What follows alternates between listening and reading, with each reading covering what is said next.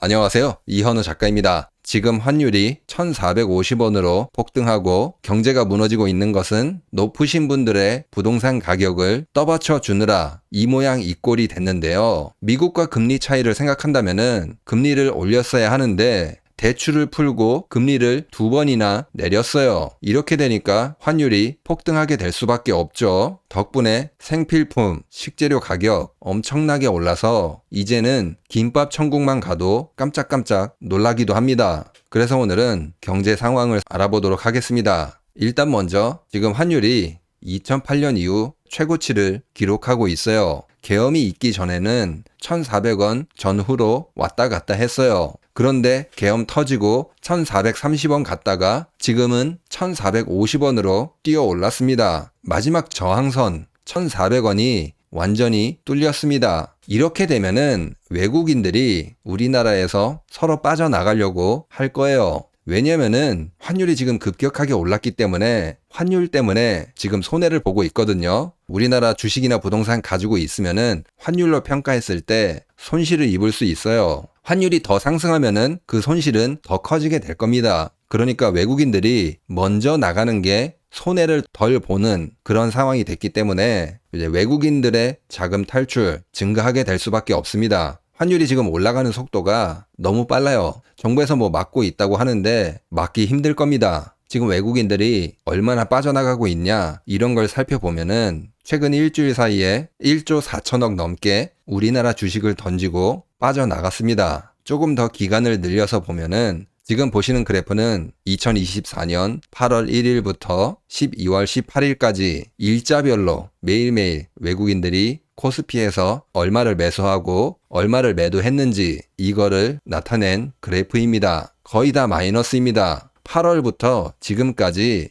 약 22조가 나갔습니다. 글로벌 금융 위기 때 2008년 1월에서 12월까지 그때 39조가 빠져나간 게 최고 기록인데 지금 아마 최고 기록을 곧 돌파할 것 같아요. 외국인들의 매도세가 멈추고 있지 않습니다. 지금 환율이 계속 상승하고 있기 때문에 외국인들이 환율이 올라가서 손해를 볼까봐 계속 주식을 던지고 있는 겁니다. 이걸 지금 막아야 하는데 사실 정부에서 문제의 본질을 해결하지 않고 자꾸 임시 방편으로 돌려막고 있어요. 국민연금 투입해서 환율을 막고 있습니다. 근데 지금 그게 부족해서 21조? 그 정도 되는 금액을 추가로 투입하겠다고 합니다. 지금 이미 72조 투입이 됐는데 거기서 더 투입하겠다 계획이 나왔어요. 이거는 문제의 근본을 해결하지 못합니다. 환율을 일시적으로 잡아둘 수는 있지만 결국에는 외국인들이 떠나는 거를 막지 못해요. 국민연금만 손실을 입게 될 거예요.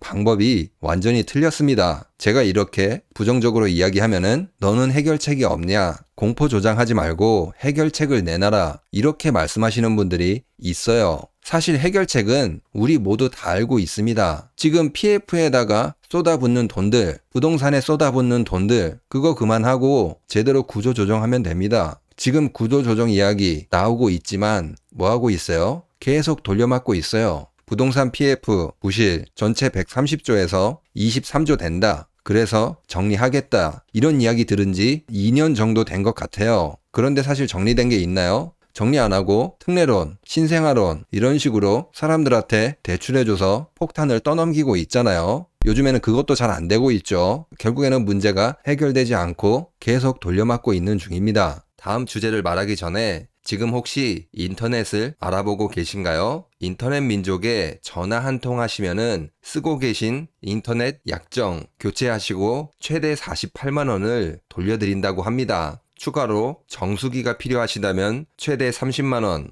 핸드폰 유심 기변이 필요하시면 최대 30만 원, 필요한 상품에 따라 혜택을 제공한다고 합니다. 가입을 안 하시더라도 최저 요금제로 요금제를 설계해서 통신비 절감까지 도와드린다고 합니다. 특별히 저희 채널 구독자분들께는 공유기도 추가 요금 없이 무료로 지원해드린다고 하니까요. 누적 가입자 수 20만 이상, 통신 경력 10년 이상 된 전문 상담사 분들께서 친절하게 도와주신다고 하니까 네이버 검색창에 인터넷 민족을 검색하셔서 혜택 꼭 받아보시기 바랍니다. 지금 롯데건설의 건설 현장 모두 스톱이 됐다고 합니다. 건설이 중지가 된 거죠. 어떤 한 곳이 아니라 전체가 다 중단이 됐습니다. 롯데건설도 둔촌주공 때 위험하다. 2년 넘었죠. 결국에는 대출 풀어주고 못 풀어주고 이런 식으로 부실을 뒤로 밀었어요. 이런 부실들 해결하지 않고 국민연금으로 계속 돌려막고 있다는 거예요. 외국인들 생각에는 부실이 곧 터질 텐데 나가야 되겠다. 그렇게 생각할 수도 있습니다. 그 와중에 환율까지 올라가니까 환율로 인해서 손실을 볼 수 있기 때문에 더 빨리 나가려고 할 거예요. 국민연금에서 가져다 쓰는 돈들 시간 끌기밖에 안 됩니다. 이게 책임지기 싫으니까 돌려막기 하고 빠져나갈 구멍만 생각하고 있는 거죠.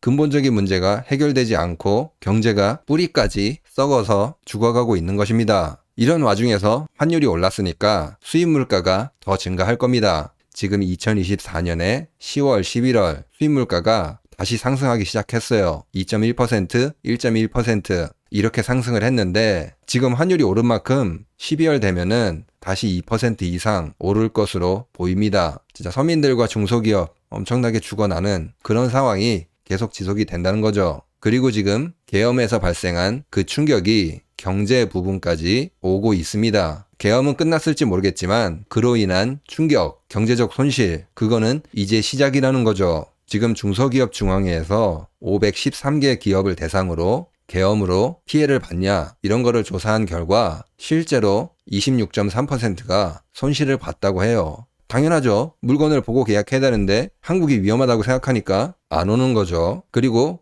내란이 일어났다고 생각하니까 공장은 제대로 돌아가냐 이런 걱정으로 취소하는 그런 사례가 굉장히 많이 증가하고 있다고 해요. 그리고 수출기업이 이런 계엄에 대한 피해 최소 6개월 이상 지속될 거라고 예측하고 있습니다. 아무래도 빨리 탄핵이 되고 새 대통령이 뽑히기 전까지는 해외 고객들이 한국과 거래하는 것을 꺼릴 수가 있습니다. 위험하다고 생각할 수도 있죠. 아무튼 이런 계엄 쇼크까지 우리나라 경제를 안 좋게 하고 있어요. 앞으로 외국인들이 더 떠나고 환율이 더 폭등하고 우리나라 경제가 더 힘들어질 것으로 보입니다. 그리고 지금 미국에서 내년에 금리 인하 계획을 4차례에서 2차례로 줄였다고 해요. 이거는 이제 전망이지만 그래도 금리 인하 속도를 조절한 거죠. 미국의 상황 조금 살펴보면은 핵심 물가 지수 9월, 10월, 11월 3.3%를 기록했어요. 물가가 과거보다는 내려오긴 했는데 내려가는 게 멈췄다는 거예요. 더 안 내려가고 있다. 그 말이죠. 물가가 더 내려가야지 금리를 더 내릴 수 있는데 그 물가가 지금 3달 연속 안 내려가고 있다는 거죠. 그리고 생산자 가격 지수 이거를 보면은